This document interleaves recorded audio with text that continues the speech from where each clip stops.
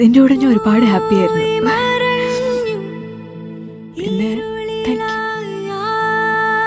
Thank you for everything and take care of your self. ഇപ്പോൾ disturbance ആണെന്ന് തോന്നുന്ന ഒരുപാട് കാര്യങ്ങൾ പണ്ട് നമ്മൾ രണ്ടുപേരും എൻജോയ് ചെയ്തൊരു ടൈം ഉണ്ടായിരുന്നു. And all the good moments we had.